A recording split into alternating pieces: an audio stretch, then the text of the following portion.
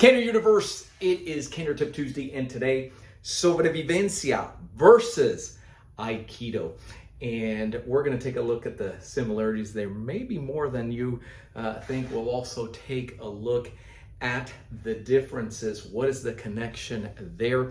And before we do that, those of you that are loving Sobrevivencia, if you're brand new to it, there is a free newsletter almost daily. It's an emailed newsletter, and all you have to do is text the letters SV for Sobrevivencia, NL. You see it on the screen for newsletter, and text it to the number on the screen. You can also schedule a call at no cost by texting the letters CCC to the number on the screen as well. In less than 24 hours, we'll be on a phone call discussing what is important to you, what is it that attracts you about whatever you saw, and more importantly, how can you avail yourself of anything that interests you here. That is just dedicated to you. Now, Sobrevivencia versus Aikido. So this is not where we're going to have an Aikidoist here and Sobrevivencia, and you're going at it. That's not what we're doing here. As a matter of fact, just based on the philosophy alone, which I'll talk, it would be a no contest because there would be no engaging there, as you can imagine. And that's one of the first similarities, the whole idea that both arts emphasize peaceful conflict resolution and preferably not having to engage. And there's the philosophies interwoven for Sobrevivencia, which comes from a place where those skills, mental, verbal, and physical skills, that was crucial, because you say the wrong thing under that environment, you can really, they can have dire consequences for doing that. So it takes it to that level. We're going to look physically and then go ahead and revisit here, and then I'll also mention some of the areas where the arts may differ. And so there's so many different ways that we can go with this, okay? Just keep in mind that the founder of Sobrevivencia, it's not coincidental that there are similarities.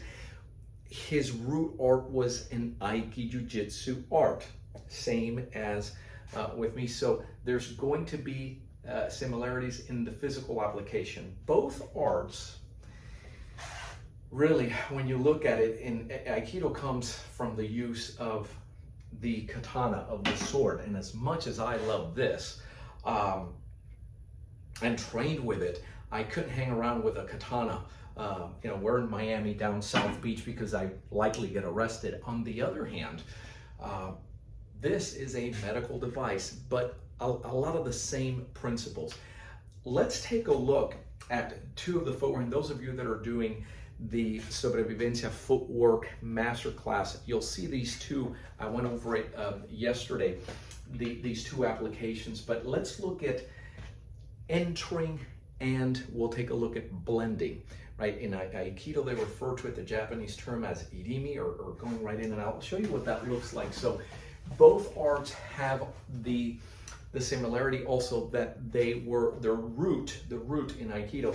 It's an art, you see that a lot of time they come this way in a showman attack. That's because this simulates a sword coming down. Well, Sobrevivencia dealt with impact tools that are coming down. So something that looks like this, where I'm entering, but notice that it's never meeting head on. So I'm not trying to overpower.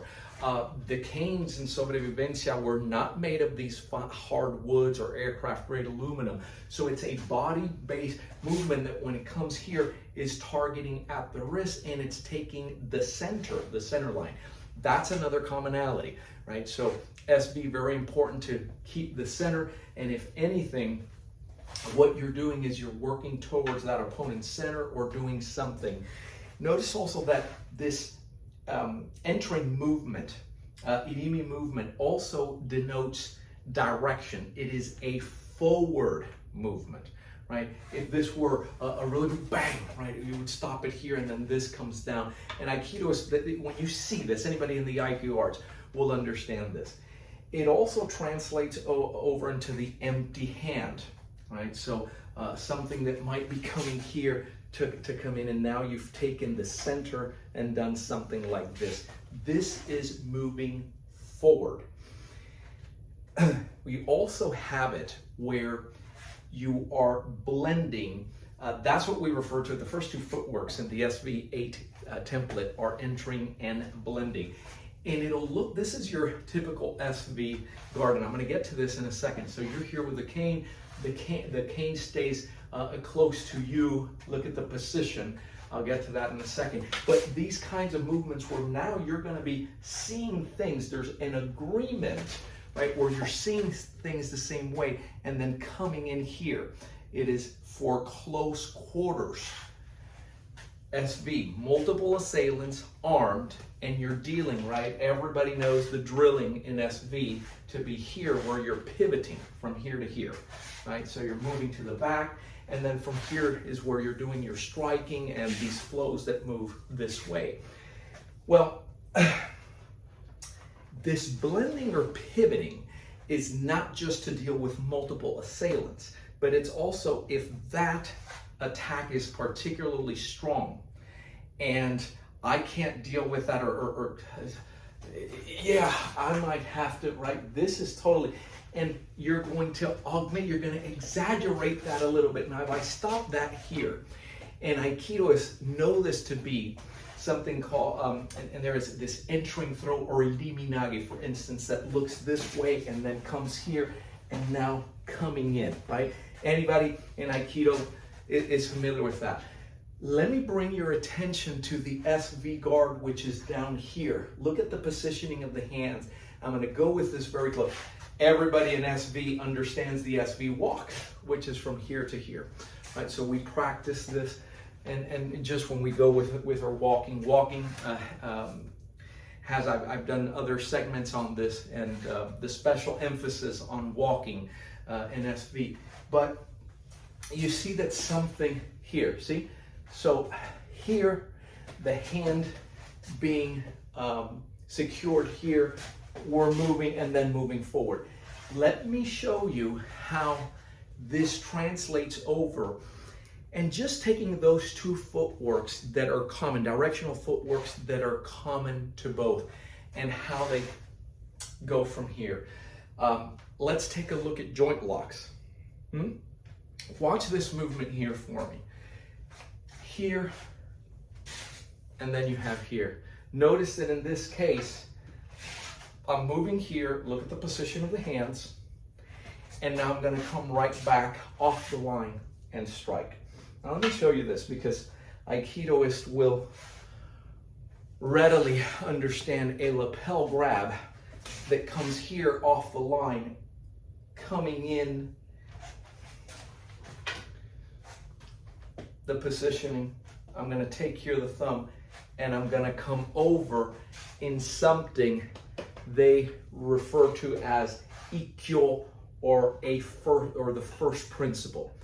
The direction is entering, right? You're moving in this direction here. So this, and now I'm coming over and stepping in. Yes? If I do this movement in SV, you'll know this as well. So I'm here. This is a pivot and a blend where I'm seeing things the same way, and then you have the slide and glide on the cane coming back. SV, if you're new to this art, is two hands on the cane. It is, when I first saw it, I referred to it, and the founder always reminds me, or reminds the audience that, hey, when Robaina first saw this, he declared this is a two-handed cane art. So if I do here, and now I'm coming in, but I pivot or do this tenkan or blend, right? And now I get ready. See, look at the position, even in the pinning, right? And everything in the holding of that movement. So that when you're here, right? This is, move a little bit here just for those who might be seeing this for the first time. That these movements with the empty hand in SV, the cane, it's a cane art, the Cuban cane art, right? Teaches the empty hand and not the other way around. in Aikido, the sword, the movements come from the use of the sword. And of course, on the island, right, under political oppression, founder, as much as he loved and he had studied the art, pretty much the same. You can't hang around with the sword as much as we love it out there. However, this is a medical device. I always say it's a medical device that with training can save your life. What are some of the, so you see that there's, and I'm just touching on a couple of points here. What are some of the differences? Just a couple here, and there are a lot of others. First of all, SV is not just limited when it comes to, it's not just limited to a cane. SV, very well known. Let me have a dowel or an umbrella, really literally whatever you have in your hand. I know that in Aikido they do a Joe, a 4-foot staff, but it goes beyond that.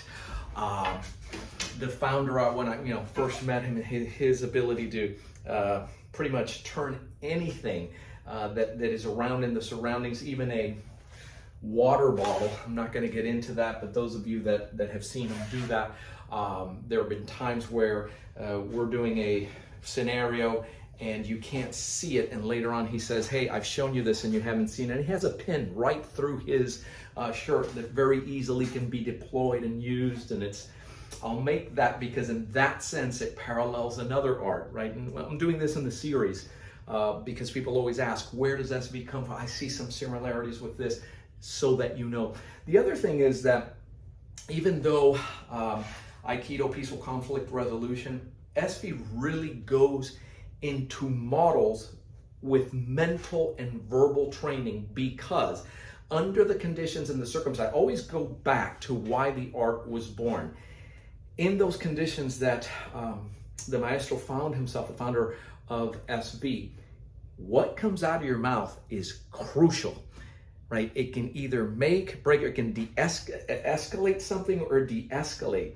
And many times it was just wiser to really de-escalate this whole thing. So a lot of emphasis is placed on that role-playing and the different models of anticipation, suspension, waiting, right? That there are times, so I find that to be different. But if you had ever looked at it, and if you're an Aikido practitioner, Aikijujutsu practitioner, you're going to find a lot of similarities here, of course, with the practicality that it's based on a tool that you can carry anywhere, classified as a medical device. Let me know your thoughts on this. Go ahead and comment. You can have a discussion, so as long as it's respectful. I'm not into, hey, you missed this, you missed that, because this is not designed to be all-inclusive. It's just to give you an idea of the similarities. And if you've ever thought, it's very Aiki-like. Yeah, because it's rooted in that. So go ahead, like. If you really like it, go ahead and subscribe. Hit the bell icon so that you don't miss any future content, and feel free to comment here and let me know your thoughts, and I'll see you on the next video.